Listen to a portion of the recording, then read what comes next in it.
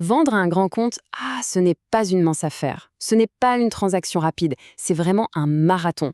Et ça demande une approche complètement différente. L'idée, ce n'est pas juste de vendre un produit, non, c'est de construire un vrai partenariat. Alors dans cette analyse, on va justement explorer les stratégies pour y arriver. Voilà la question qui est vraiment au cœur de tout. Et pour y répondre, attention, les techniques de vente classiques, ça ne suffit pas. Non, tout part de l'état d'esprit. C'est la base de tout.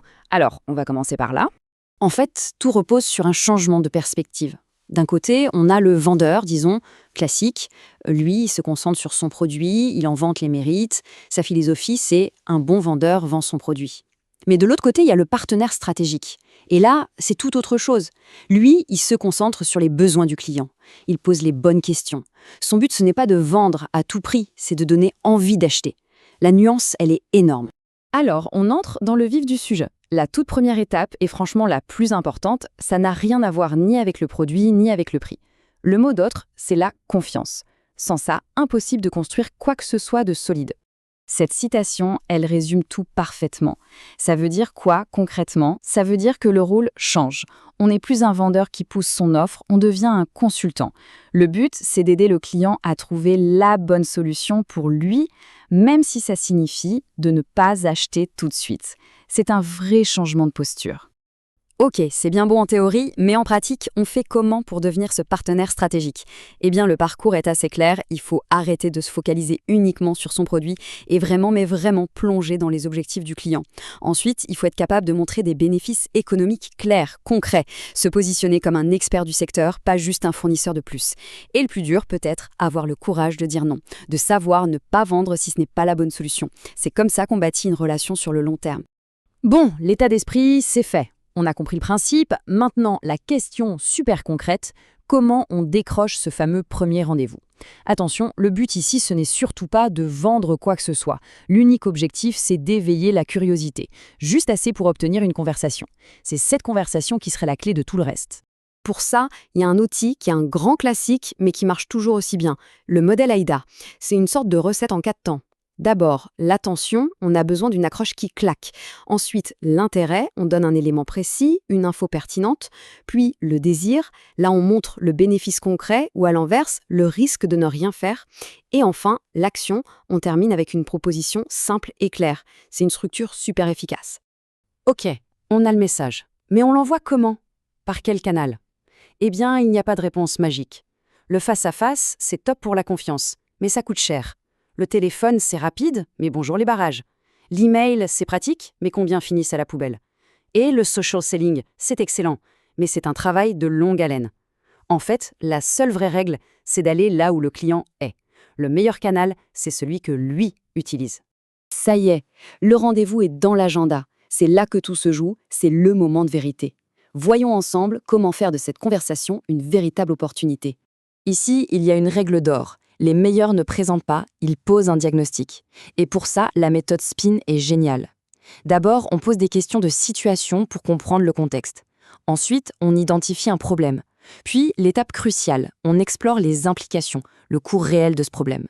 Et à la fin, avec les questions de need payoff, on amène le client à dire lui-même « Ah, si on avait une solution, ça changerait tout ». En fait, il se convainc tout seul. Mais au-delà de la technique, il y a la manière de communiquer. Et là, il y a un concept qui change tout. Le cercle d'or de Simon Sinek. C'est une approche qui prend le discours de vente classique et le retourne complètement. Regardons comment la plupart des entreprises communiquent. Elles partent de l'extérieur du cercle, du quoi. Elles disent ce qu'elles font. Par exemple, nous faisons des ordinateurs formidables. Bon, c'est factuel, c'est clair, mais est-ce que ça fait rêver? Pas vraiment. Maintenant, l'approche inverse. On part du centre du cercle, du pourquoi. Écoutez la différence. Dans tout ce que nous faisons, nous croyons qu'il faut défier le statu quo. Et il se trouve qu'on fait des ordinateurs formidables. Vous sentez la différence? C'est le jour et la nuit. L'ordinateur devient la preuve de la mission. Et là, on ne parle plus au cerveau rationnel, on parle au cœur.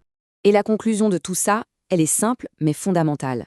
Les gens n'achètent pas ce que l'on fait, ils achètent pourquoi on le fait. Ils n'achètent pas un produit, ils adhèrent à une vision, à une cause. Bon, on a la bonne posture, les bonnes questions, le bon message, mais soyons réalistes, il y aura des obstacles. Et la clé, ce n'est pas d'essayer de les éviter, mais de savoir comment s'en servir. D'ailleurs, petite question, une objection. Est-ce que c'est une mauvaise nouvelle? En général, c'est un peu la bête noire des vendeurs, le moment qu'on redoute.